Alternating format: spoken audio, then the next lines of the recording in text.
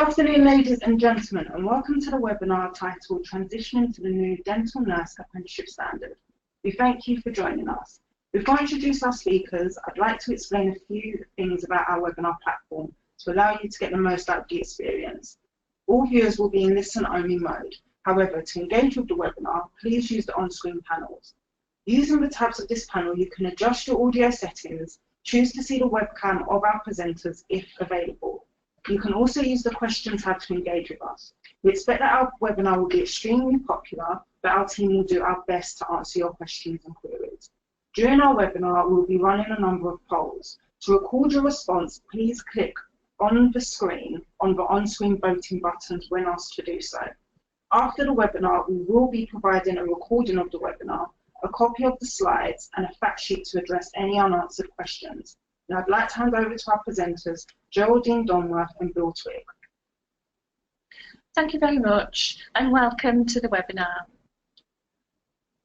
What we're going to look at today is an overview of the apprenticeship reforms. That's going to be quite brief.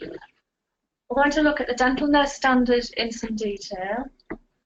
Then we'll cover how we can support you to prepare for delivery of the on-programme and the endpoint assessment. We'll look at some next steps and then we'll move on to questions. So let's start with a very brief overview of the apprenticeship reforms. The reforms have been ongoing now for a number of years and were triggered by a review done by Doug Richard, in which he made a series of recommendations, most of which the government decided to go ahead with.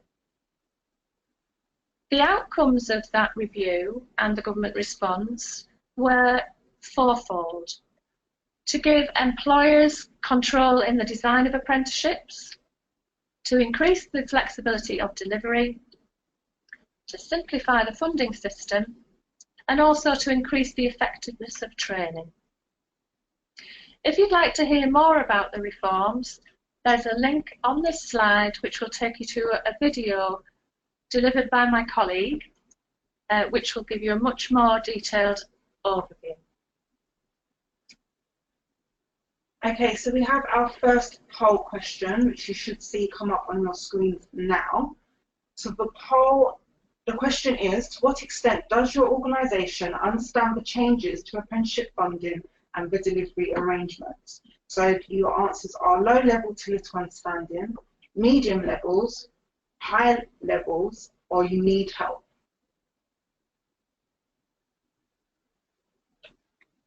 Give you a bit of time for some of you to give us your answers.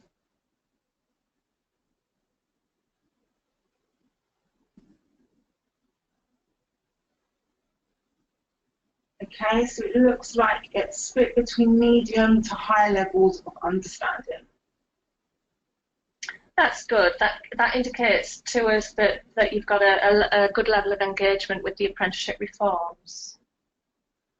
So now if we look again briefly at the funding changes in relation to the framework and the standard, we're looking firstly at the Health Dental Nursing Framework, which has been allocated a funding band of 3, which is worth £2,500.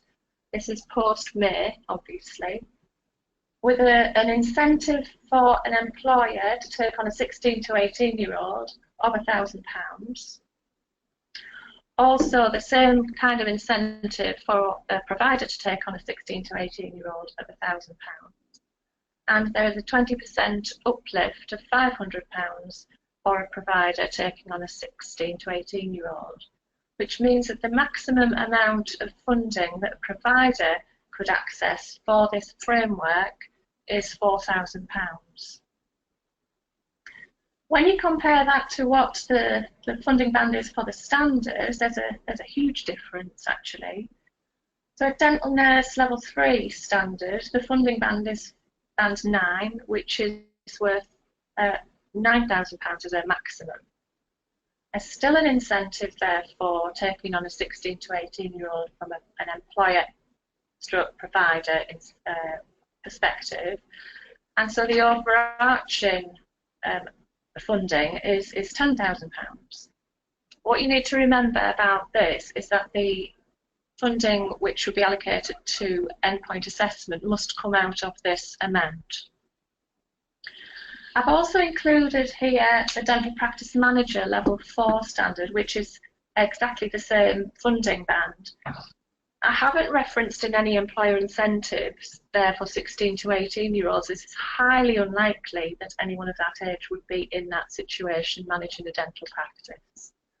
So in effect, the maximum amount that are available for the funding would be the £9,000.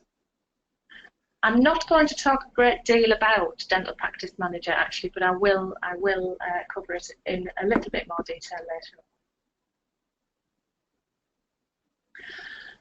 So, as we've said, the employers have been in the driving seat in terms of apprenticeship development, and this list here describes the employer group who have been involved in the dental health standards. It's a reasonably sized group, and actually it is quite representative of how the dental employer group is made up. But it looks like, and it would be true actually, and I think there's something missing there, is that there hasn't been much representation from NHS, but in fact there was a dental hospital involved in that group. I think they were involved in the group as a training provider, however. What you'll also notice is that there's a lot of references there to dental laboratories, and that's because the group actually were responsible for a number of standards in dental health, some of which City and Guilds would not be offering around dental technicians, dental laboratory technicians, etc. But that is the makeup of the whole group.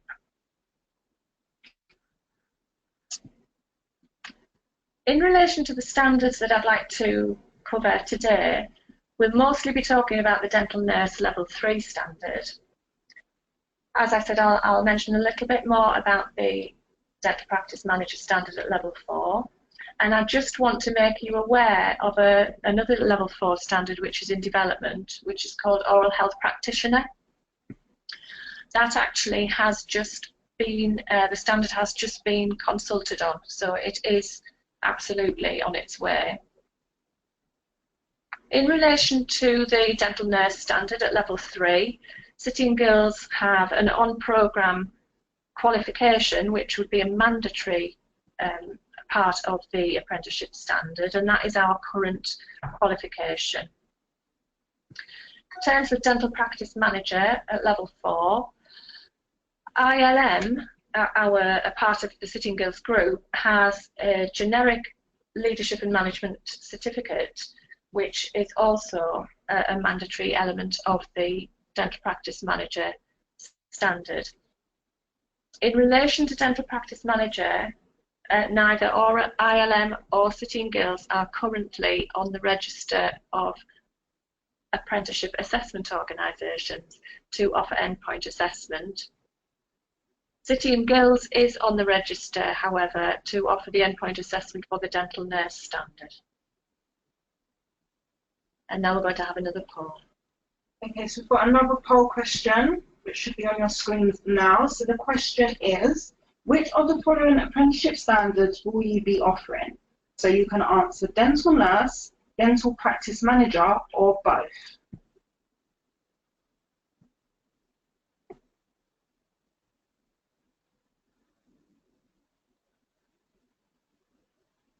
Okay, show the result. And it looks like quite a few of you will be offering Dental Nurse. Thank you. That's really as I would have expected. However, I think probably more of you have indicated that you'd be looking at both standards rather than just one standard. That will help me, in fact, in terms of whether we need to move forward in exploring the endpoint assessment for Dental Practice Manager. So thank you for that. Looking at the standard in more detail now, on the right-hand side of the screen, we've got more or less a generic description of an apprentice journey through the whole programme from beginning to to end to occupational competence. I just want to take a few minutes to go through that and talk to each of those stages. So again, on the right-hand side of your screen, if you're looking at initial assessment has always been very important in terms of any programme actually, but particularly in terms of apprenticeships. I think it's even more important now in terms of looking at what the learner's expectations and potential is in relation to going through the whole on-programme, going through Gateway and being able to achieve the endpoint assessment.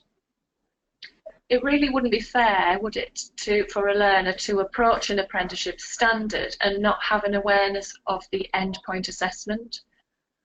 So you may find that learners need quite a lot of information in the first instance to help them to make their decisions about whether they choose an apprenticeship or whether they choose to do a qualification as a standalone opportunity.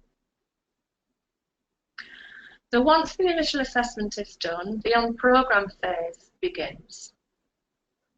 The duration of the on-programme needs to be at least 12 months long, and usually, based on qualification delivery, it would take up to 18 months. There is a requirement for on and off the job training, and there has just been some additional guidance released this week from the ESFA with regard to some best practice examples of how to achieve the 20% requirement for off-the-job training, so that would certainly be worth a look, and I'll include that link into the frequently asked questions that we send out after the webinar. So in this case, it's not the case in all apprenticeships, but in this particular case, a qualification is a mandatory element of the standard. And that's because the dental nursing qualification is a license to practice. And the rules are that the qualification must be approved by the General Dental Council. And City and Guilds, obviously our diploma in dental nursing at level 3 is one of those approved qualifications. Also at this juncture, the maths and English requirements for a level 3 level apprenticeship would remain at level 2, and the functional skills maths and English would be appropriate ways of achieving that. And there are also a set of behaviours which are described in the standard, and they are expected to be delivered alongside the on-programme. Now, just to mention, and those of you who have attended any of the networks, we've done quite a lot of exploration around this, and I think people are quite satisfied that the unit within the on-programme qualification, the role of the dental nurse, would be a really good way of evidencing those behaviours. So once the qualification is achieved, there needs to be something which is called the gateway, and that's a meeting between the apprentice, the employer and the training provider. There needs to be at this meeting an assessment really of whether the learner is ready to move on to their endpoint assessment. So having achieved the gateway requirements, the level 2 maths and English and the diploma in dental nursing, it's whether the learner is ready to move on to the next stage, which would be the endpoint assessment. There are 2 elements of endpoint assessment. There is a work-based project, which should be between 2,000 and 3,000 words, and that covers 75% of the overall grade. The second element is professional discussion, which should be a maximum of 45 minutes, and that also contributes to the grade by this time 25%.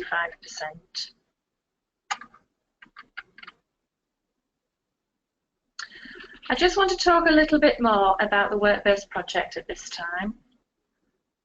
So the project is there to demonstrate the skills, knowledge and behaviours required for a dental nurse. And actually within the assessment plan there is an Appendix 1 which outlines what's expected to be covered in endpoint assessment. In our view, and also the view of the Trailblazer group actually, it would not be possible to cover every single aspect of that appendix in one attempt at the project. So what we'll do is we'll group aspects from that appendix that would be covered through any project, and then look at themes which will be identified to the learner and allow them to have a choice about which particular project theme they would like to follow through. It's important, though, that the employer has input into this decision. We want the work-based project to mean something, not only to the learner, but also to the employer. If it's something around an issue or a problem that the setting might have, something that they want to explore and fix, for example, then the learner will be able to carry out their research and produce some recommendations so that the problem or issue could be resolved. And that's the sort of thing that will add value, both from the employer perspective because they're helping to solve a problem in their practice, but also for the learner in that they would have been able to contribute to that happening. The learner should carry out the project as a first element of endpoint assessment so that the outcomes of that can then be make another contribution to the professional discussion. The professional discussion should be a minimum of about 30 minutes. We wanted to extend that to 45 maximum because we believe that a learner would want to have the opportunity to get the best possible outcome that they can get. So if they're, you know, sort of a whisper away from a distinction, we'd want that learner to be able to explore with the independent assessor any opportunity they have to do their very best and reach their potential. So if we could have another poll. Yeah. So next poll question. Should see that on your screens now. So the question is, what do you consider to be the greatest challenge to your own staff when delivering apprenticeships? So we have the answers: putting systems and processes in place, having the right expertise in-house to deliver apprenticeships, understanding funding rules, regulations and what to spend the levy on, building the on-programme delivery and assessment materials. So what do you consider to be your greatest challenge for your staff when delivering apprenticeship? Okay, I'll give you a bit more time for you to give us your answers.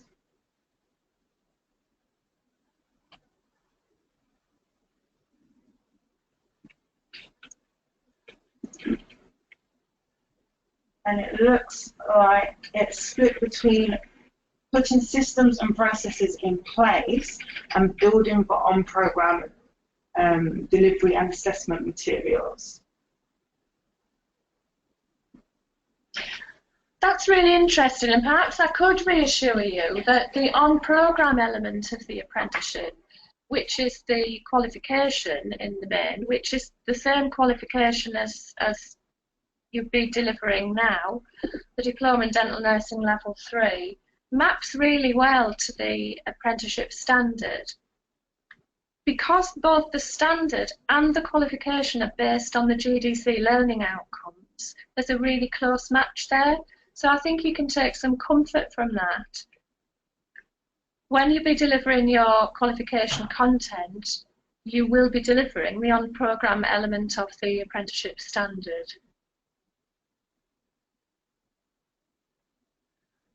We'll have a look now at some of the support mechanisms that Sitting Girls is putting in place to help you in terms of your delivery and the endpoint assessment. So many of you will be aware that there are regular and very popular dental nursing networks which are delivered both in London and in our Wakefield office, 2 of which will be happening in about a fortnight's time, where centres have the opportunity to come together, discuss issues, discuss ideas, and explore how to best approach apprenticeships, really. The last few networks, we've really homed in on apprenticeship delivery and opportunities around that. We've obviously got the qualification, which is approved by the GDC. We're going to be doing some more webinars, and there are both sector-specific webinars and also more generic webinars and events to support our centres in terms of apprenticeship delivery. We're going to be producing endpoint assessment packs, EPA packs, and I'll go through what's going to be included in those shortly. We are currently running a series of CPD events, one of which is around improving the quality of teaching and learning in apprenticeships, and that's being delivered by my colleague Paul Rowbottom in our regional offices. We're also going to be looking at events around preparing learners for endpoint assessment. And if I can take an example of one of those, would be around supporting you as deliverers to support your learners by using good quality professional discussion through their on-programme, so that when they come to the endpoint assessment professional discussion, it's not going to be a shock to them. And they will be well versed in carrying out professional discussions and playing an active part in those professional discussions to enable them to be successful. We also have our Learning Assistant e-portfolio. We have a team of staff and consultants who offer a consultancy basis, and we'll go through that in a little bit more detail later. At City and Guilds, we have an excellent Maths and English offer with our functional skills and also support materials around that. And of course, we have our technical advisors who are there to offer support and advice, either face-to-face, electronically, or over the phone. And they are Paul Rowbottom and Susie Gray.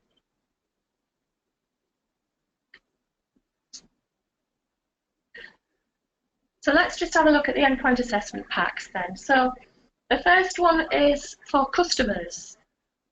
Some of the key information that we'll include there is really important in terms of what roles and responsibilities there are in the process.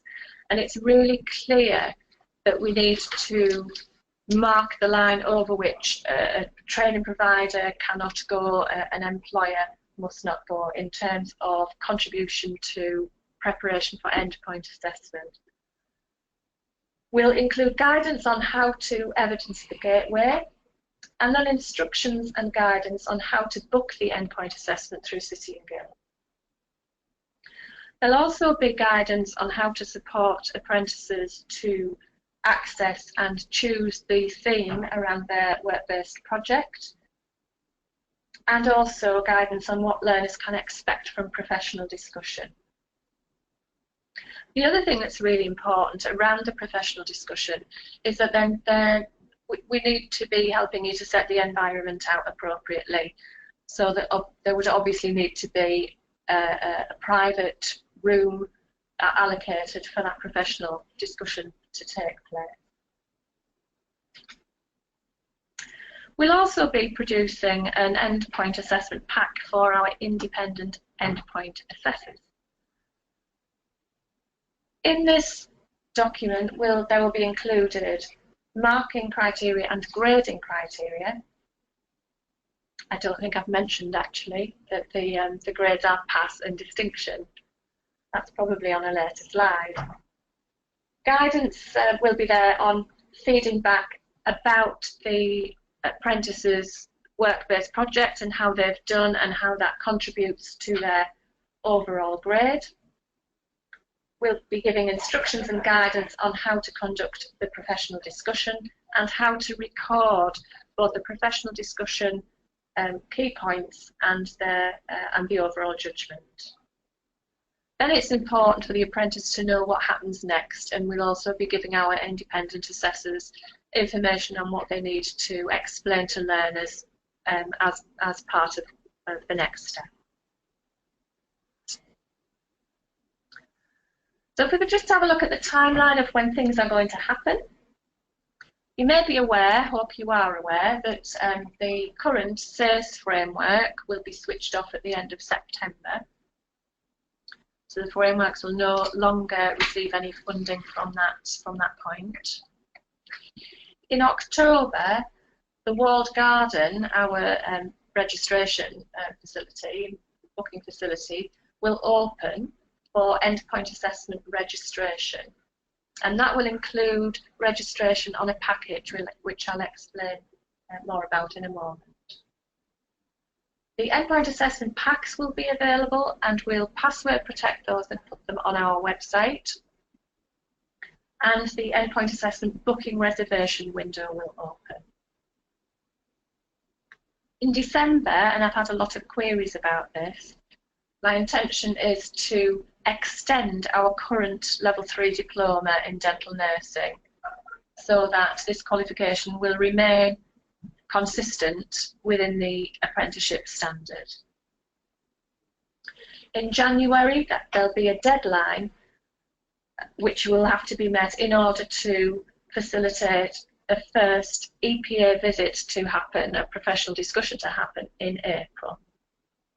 We need to have some month's notice, 3 months notice, in order that we can allocate an appropriate assessor to the learner, looking at things like conflicts of interest and geography, availability and other considerations. That's quite a straightforward timeline, really. We have another poll now. Oh yeah, sorry we do. So the last poll question is, you should see it on your screens now. So when do you intend to move in to the new apprenticeship standards? So we have the answers. We have already started, as soon as we can, in September, or we haven't as yet decided. So let us know when you intend on moving to the new apprenticeship standard.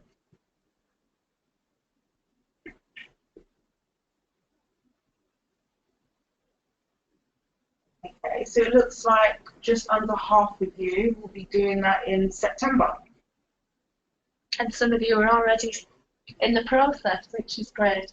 One of the things actually that we keep an eye on is the data that we can access from the ESFA now in terms of apprenticeship starts, and the dental nursing apprenticeship standard has actually been much slower in uptake than we envisaged, with a very small number of apprentices on the standard right now.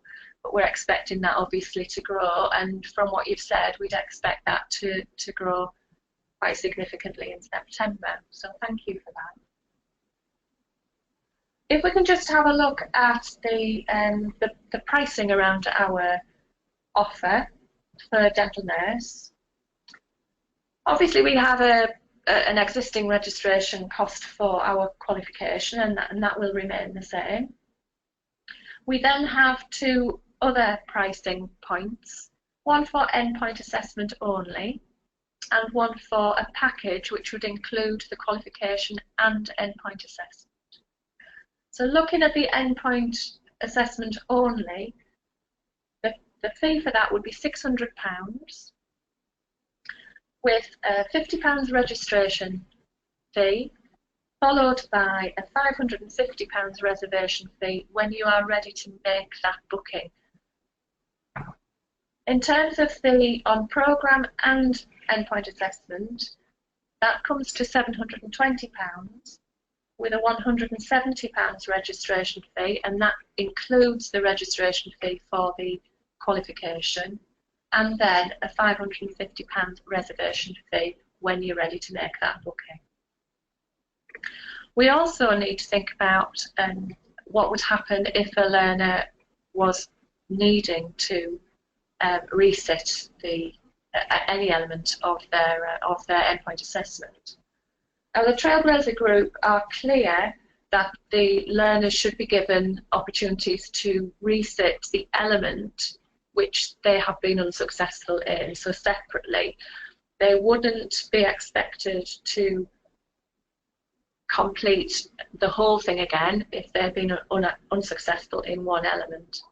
But in reality, the project's going to be done first because that needs to feed into the professional discussion, and you wouldn't really want to be in a position of actually booking and carrying out a professional discussion if the learner hadn't been successful in their project, because that's worth 75% of the overall grade.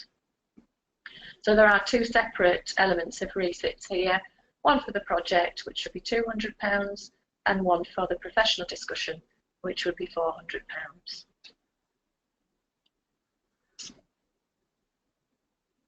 In terms of the approval process, if you are a new City and Guilds provider for endpoint assessment, you would need to gain endpoint assessment financial approval. If you're currently a City and Guilds centre, you will also need to apply for endpoint assessment approval, but obviously you would have already gone through the centre approval process. The assessment pack for EPA will be available for you once you have registered with us. If you would like to offer our dental nursing qualification, then you would need to complete a qualification approval form. And obviously in that case you would need to have the occupational expertise in your centre in order to be able to do that. But I did notice in one of the polls that that didn't seem to be an issue for anybody actually, so I'm sure you're all well equipped to do that. This slide and the next one really are a bit of a flow chart in terms of what happens in relation to endpoint assessment. So you would register a learner on the on-programme and endpoint assessment, then select a month in which you may want to make your reservation booking for the endpoint assessment to take place, and at that point you would be charged. The date for the endpoint assessment would be agreed with you as the provider or the employer as an employer provider. There would be some data capture, and then the employer or provider would submit the data and the gateway declaration to City and Guilds. And that's really important because we can't process an endpoint assessment unless we've got proof that a learner has actually achieved the gateway.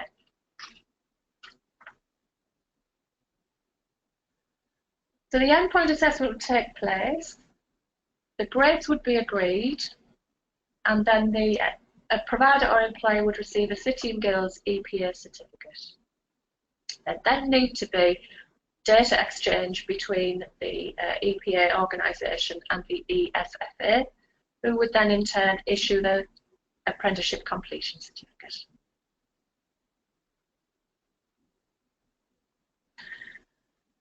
So we'd like you to be part of making those decisions in terms of independent endpoint assessment.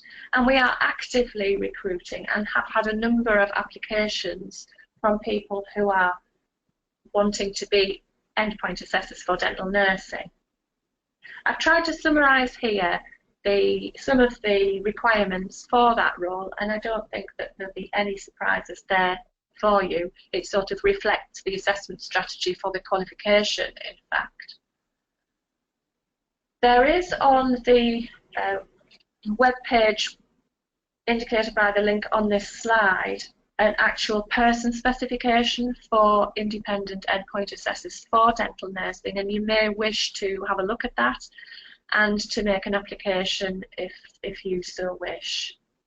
I think it would be a really interesting thing to do, actually, particularly at the early stages. One of the things that we need to think about, though, is the timing of when we will be appointing endpoint assessors. because we need to ensure that we train endpoint assessors in a timely way. And thinking about when endpoint assessment is going to be required, we want the endpoint assessors to be fresh from their training and you know, not having forgotten things that they did 6 or 9 months ago. So we'll be thinking about how to timetable that training in to ensure that people are up to speed and fresh for when they're going to be making those first endpoint assessment decisions. Let's have a look at some next steps. If you want to take things further with us, and I did mention previously our consultancy service, we do have staff available to help you to plan and make sure that your needs are understood and to define what you need to happen and develop solutions to help you to work with your employers and then to implement that change. And there's a link there to where you can find more information about the service. We also have a wealth of support materials available, freely available from our website.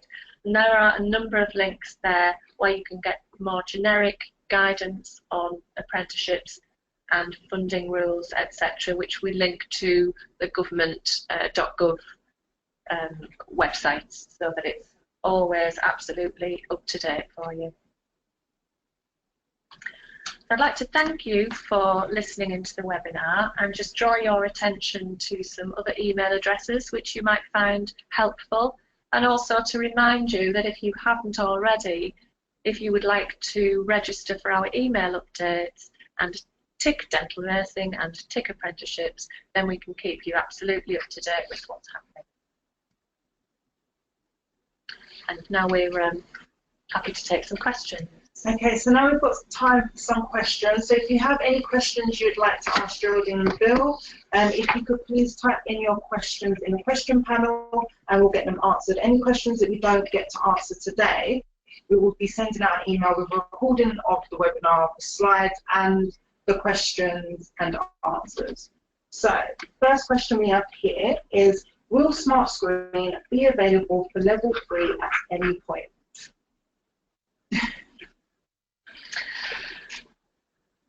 The Smart Screen and resources haven't been put into plan yet. What I need to do from you, is more information regarding what it is that you need, and I will put together a case and ask more questions. Okay, thank you. Another question, will there be discounts for multiple EPA booking?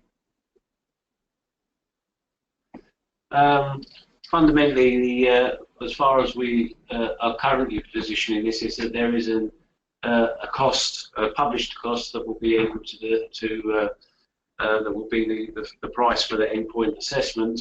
However, the actual negotiation for any large volume would naturally take place with the business manager. So the best thing to do is, if you have an ambition, is to contact your business manager to look at potential opportunities and options.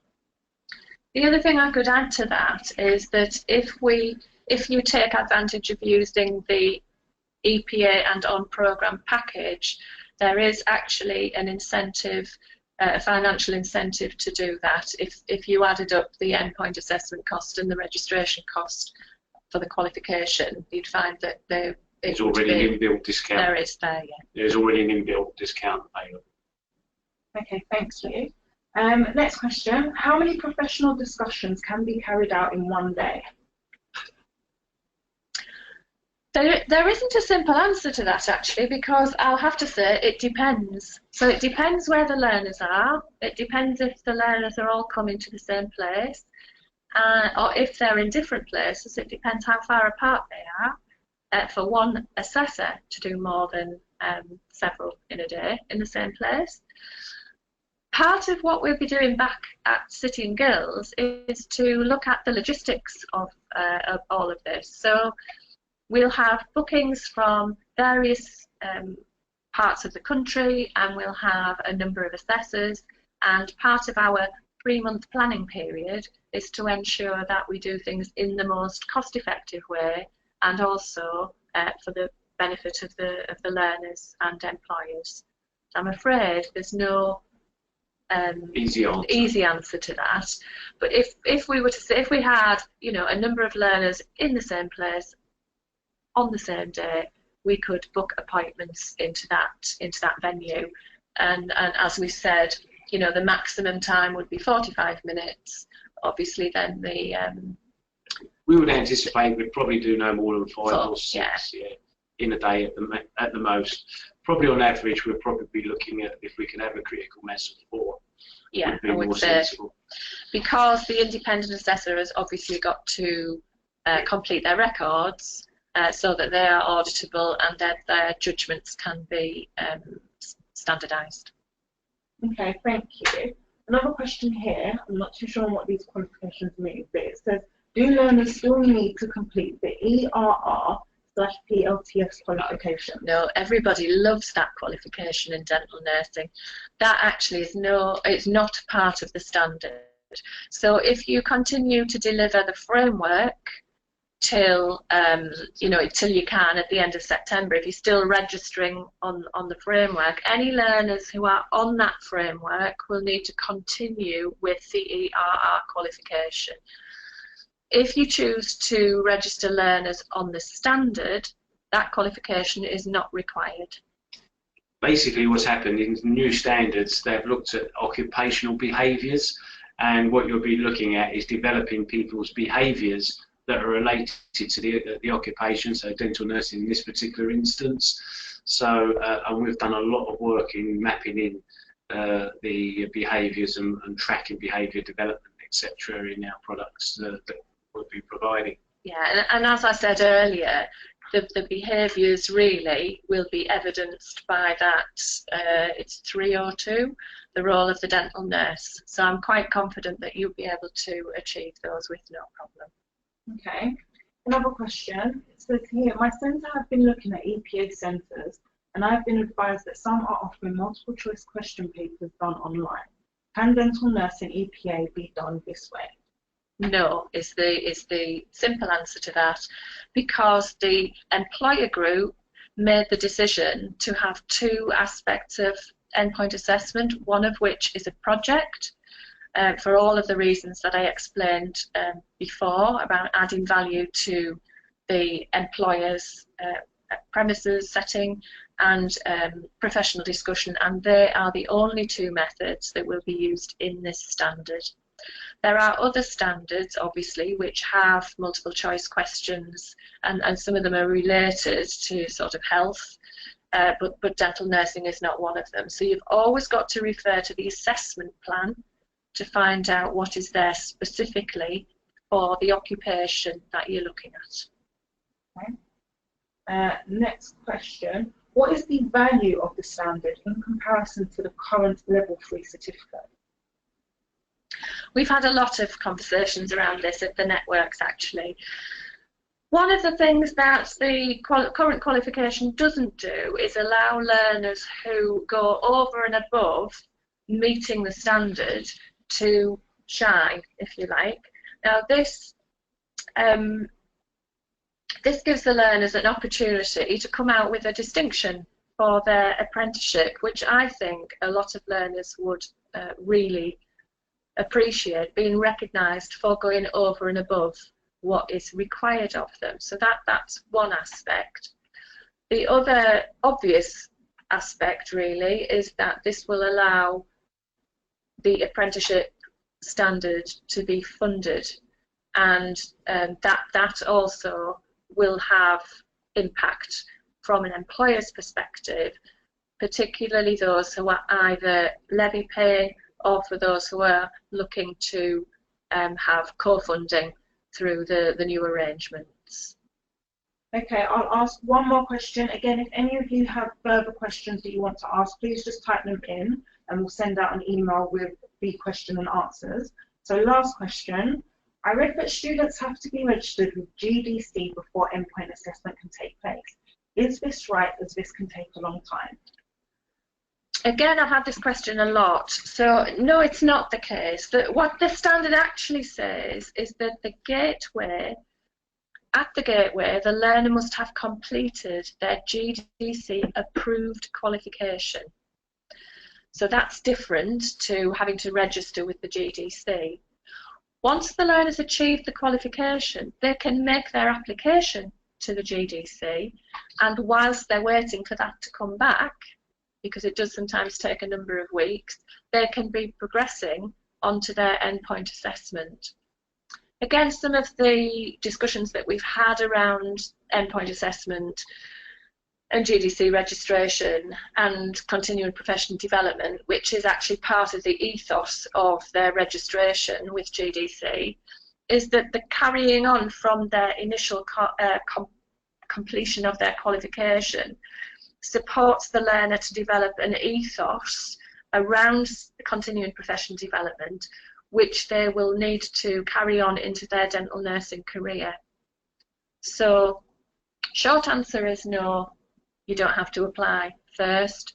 Second answer is moving on to endpoint assessment allows the learner to continue to learn as they will need to do throughout their dental nursing career. Okay, great. I think we'll leave it there. So as we said before, everyone will receive a copy of this recording, a copy of the slides, and all the questions and answers from today. So thank you, Geraldine, and thank you, Bill.